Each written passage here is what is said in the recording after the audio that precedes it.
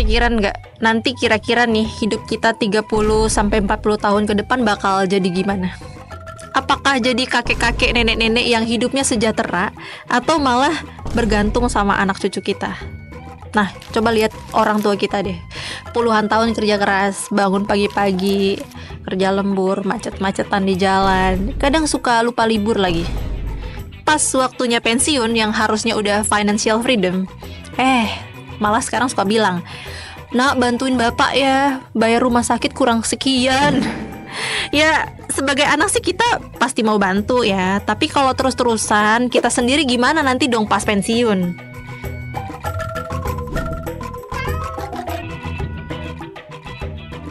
Menurut laporan BPS, di tahun 2025, 84% lansia atau pensiunan hidupnya bergantung sama anak-anak mereka atau siapapun anggota rumah yang bekerja. Sementara 11% lainnya itu bergantung dari pihak lain kayak bansos atau amal soleh tetangga atau nasib. Dan 5% lainnya berharap dari uang pensiun mereka. Cuma sedikit lah yang bergantung sama investasi. Gara-gara mereka kesulitan ekonomi di masa tua, akibatnya banyak tuh yang pensiunan yang masih paksain diri mereka buat kerja. Karena yang ngandelin uang pensiun aja tuh nggak cukup. Kenyataannya menurut BPS, sekarang angka harapan hidup orang Indonesia udah naik mencapai 72 tahun.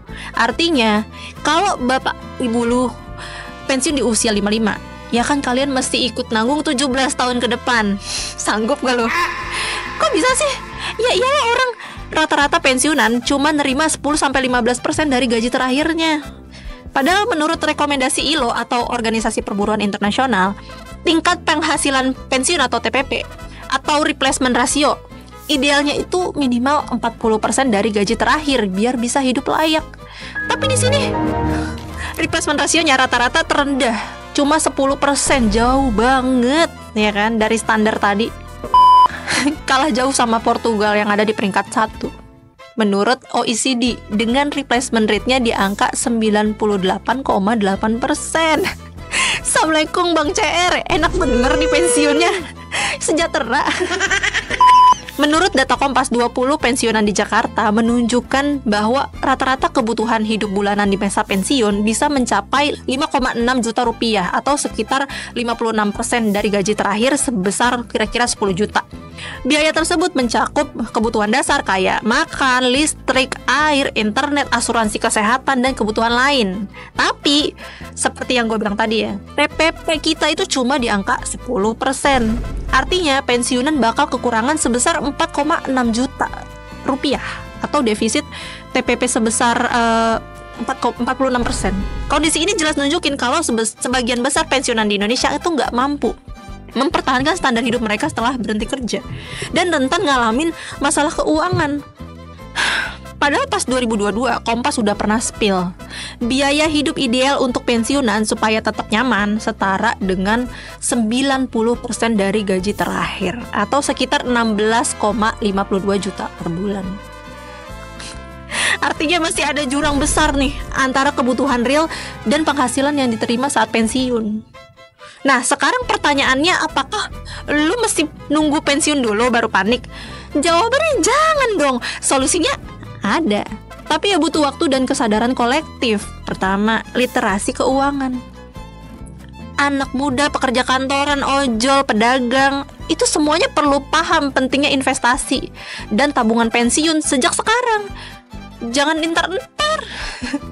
Bukan cuma nabung buat nikah aja ya, tapi nabung buat nanti ketika nggak ada lagi gaji atau pemasukan yang masuk gitu. Betul-betul disisihin buat masa tua. Pos sendiri. Kedua, reformasi sistem pensiun. Dana pensiun lembaga keuangan atau DPLK harus lebih inklusif. BPJS Ketenagakerjaan harus lebih agresif buat ngejangkau pekerja sektor informal yang notabene mayoritas dari kita. Kayak ojol, pedagang kaki lima, buruh harian lepas, ART. Nah, kayak gitulah. Menurut Kepala Eksekutif Pengawas Perasuransian, Penjaminan dan Dana Pensiun OJK, Ogi Prastomiono, kalau pekerja informal ini 57-58%. Kalau mereka semua diikutsertakan, maka dana pensiun kita bakal naik ya. Dan yang ketiga, yaitu peran negara. pemerintah bisa mempertimbangkan sistem pensiun universal kayak yang diterapin di berbagai negara ASEAN. Contohnya di Singapura. Mereka nerapin program Central Provident Fund atau CPF, yakni sebuah program pensiun terintegrasi yang mencakup kebutuhan dana pensiun, kesehatan, dan perumahan. Program ini dikelola secara konservatif, tapi hasilnya efektif. Jadi ada semacam iuran tinggi yang diambil dari gaji pekerja, dan dana itu diinvestasikan ke berbagai instrumen keuangan demi menjamin keberlanjutan dan kecukupan dana di masa pensiun. Geser dikit ke Malaysia, mereka juga punya sistem serupa yang disebut kumpulan uang simpanan pekerja atau KWSP. Nah, dana pensiun dalam sistem ini juga diinvestasikan ke berbagai aset untuk mengoptimalkan pengembalian investasi sehingga dapat memberikan manfaat maksimal bagi peserta ketika memasuki usia pensiun. Nah, ini bisa jadi evaluasi ya untuk sistem pengelolaan dana pensiun di kita. Soalnya di Indonesia kan dana yang terkumpul tuh cenderung lebih sedikit ya, sekitar 3-5% doang. Dan itu pun manfaatnya terbatas. Cakupan sektor informalnya juga rendah. Apalagi pengelolaannya juga jadi seringkali jadi perdebatan karena gajinya kagak naik-naik, tapi potongannya semakin gede aja nih pemerintah. Ibaratnya dana pensiun bisa untuk pensiun usia 55, ya kan? Tapi pas usia 56 lu mesti aktif cari duit lagi. Tapi kayaknya mending kelola duit sendiri ya. Emang lu percaya duit lu dipegang orang? Cuma nanya. Sekarang masalahnya pendapatan yang diterima sebanding nggak? Sebenarnya menurut survei Aon, kenaikan gaji di Indonesia per 2025 itu lumayan ya, ada di 6,5% dibanding Singapura cuma 4,4%. Tapi secara jumlah kita kalah jauh, jadi jangan heran kalau tingkat kesejahteraan masyarakatnya juga rendah.